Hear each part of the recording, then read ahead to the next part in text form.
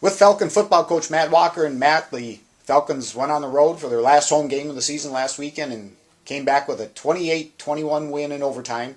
Obviously an exciting time for the Falcons and the program. Could you talk a little bit about that game? Yeah, it clearly was exciting for everybody. We've said all year that you feel bad for the kids. They work so hard and stay so dedicated to the kind of the mission that we put forward there, and really bought into what we're trying to do. And for them to finally get the win was important, and big for a lot of reasons. And hopefully we can use this. And I told the guys we can look back at this for a long time and say that it's not exactly where it started, but this is kind of where we got over the hump a little bit. And because I think we're going to get this thing going pretty quick, and I think this can be a mark of, hey, that this was an important time in this program's history where we got this win on the road against a good team, where we haven't won, I think, since 80 something.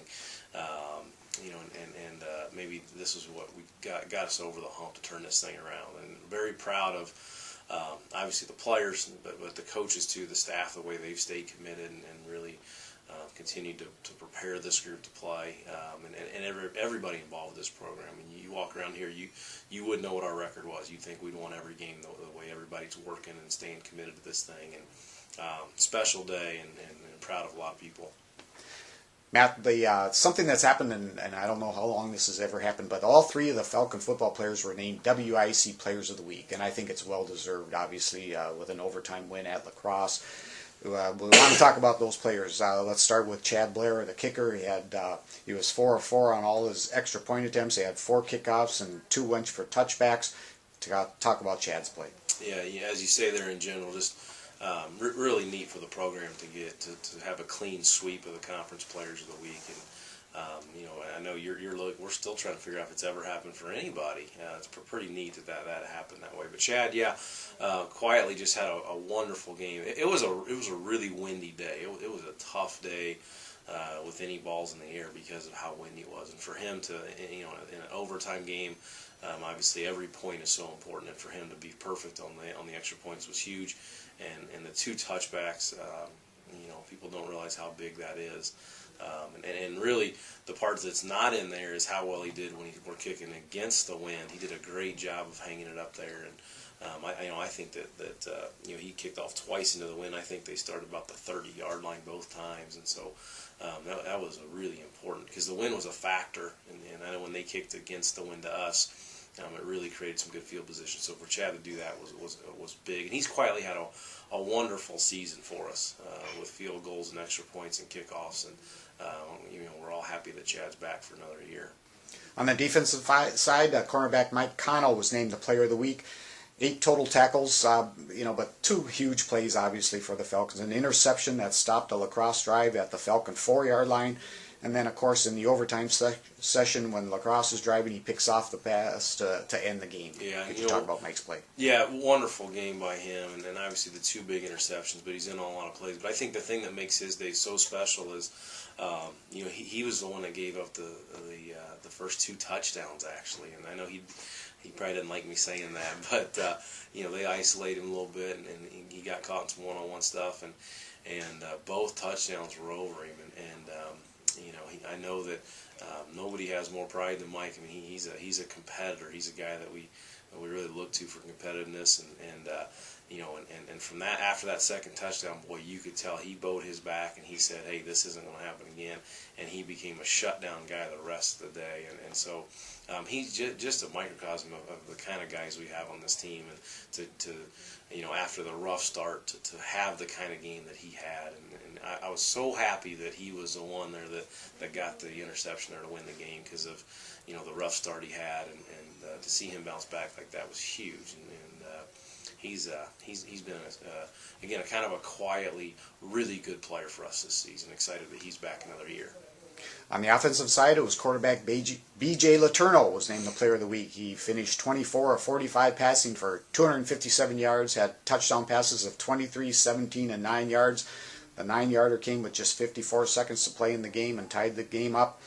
Averaged 10.7 yards per reception. On the game-winning drive, he was 4 of 6 for 74 yards, so a great game by B.J. Yeah, and we had a number of good performances, really on both sides of the ball. We had a number of great individual performances, and I probably haven't talked enough yet already just how good our defense played. I know we're talking about BJ right now, but our defense played so good the whole day. After they gave up the 2 early touchdowns, but then after that, boy, it was such a great performance by them to give us chance after chance offensively to get back in the game and have a chance to win it. And we struggled a little bit there in the third quarter, and even early in the fourth, we had about maybe 3 out of 5 there, 3 and outs. We could not get anything going, and the defense just kept making stops. And Taylor had another day of 140 some yards, and Joel Yogers is our leading receiver from the fullback position. So we had some great performances, but BJ had a great day. I don't know the last time we threw 3 touchdowns in a game around here, and he continues to get better and better. In the past game, I think he's gone for over 250 now, 3 straight games, and that last drive, because it was, like I said, it was a tough day for us offensively, in the second half, and they pin us down. We got to go 96 yards to tie the game, and we're going against that tough win that we talked about. Be probably a lie to sit here and say everybody on the sideline felt really, really good about the chances that we had there, because it was such a tough day to throw the football into the wind. And I think we all knew we could do it, but BJ really turned it on that last drive, and made some big plays for us, and got Joel Yogers there on a long one once we crossed the 50 going in. And what a great day for him to throw 3 touchdowns.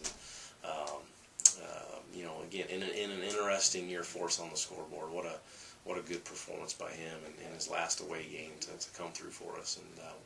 And all like I said, tons of great individual performances. And then the overtime was so good because we got out there and right away, I think 3 or 4 plays to score, and went right down and scored. And then Mike gets the interception there on the big 3rd down to ice it, and that was a good feeling.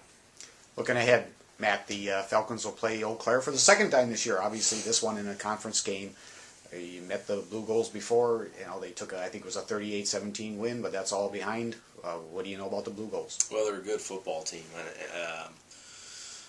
I'm impressed with a lot of the people we played this year, but I'd say as impressed with them as anybody we've played the first time. I think a lot of credit to them, but it was also probably our worst performance of the year. I thought we played as poor that first time against them as we have all season, and so we're excited to kind of I don't want to say get back at them, but another opportunity to play them and show what we can do.